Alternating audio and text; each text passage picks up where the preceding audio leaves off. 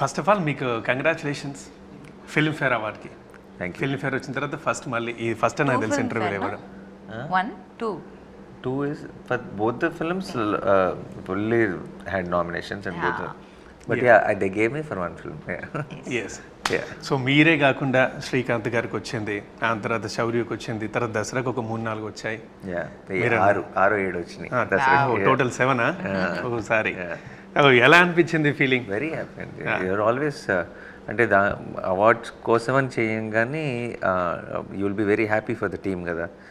అంటే సినిమా ఒక రకంగా సినిమా వచ్చేసింది, సినిమా బ్లాక్ బస్టర్ అయిపోయింది, వచ్చి సంవత్సరం అయిపోయింది. ఆ సంవత్సరం తర్వాత మళ్ళీ మన టీమ్ మెంబర్స్ అందరూ ఇలా అవార్డు గెలుచుకున్నారంటే such a nice feeling. It's an added appreciation. And also ఒకసారి మళ్ళీ ఆ టీం అందరినీ తలుచుకొని ఒకసారి హ్యాపీ ఫీల్ అయ్యే ఒక ఒకేషన్. అదే అంటే మీరు మాట్లాడేటప్పుడు కూడా నాకు రాకపోయినా పర్వాలేదు, నాతో పనిచేసిన వాళ్ళకి వచ్చినా సంతోషిస్తాను ఇన్ ద సెన్స్ లో మాట్లాడారు.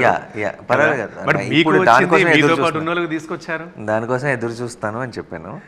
బట్ హ్యాపీ అండి, very very happy. But Dasara vibration first నుంచే ఇచ్చిందండి. సో నిన్న కంప్లీట్ అనిపించింది. ఓకే, సినిమా ఇక్కడ ఫుల్ఫిల్ అయిందని. Right, anyway congratulations once again. ఇక మన దీనికి వద్దాం. సరిపోదా శనివారం అసలు బట్ టైటిలే దుమ్ము రేపిందండి. ఈ టైటిల్ ఎవరు పెట్టారు? వివేక్ స్టైల్.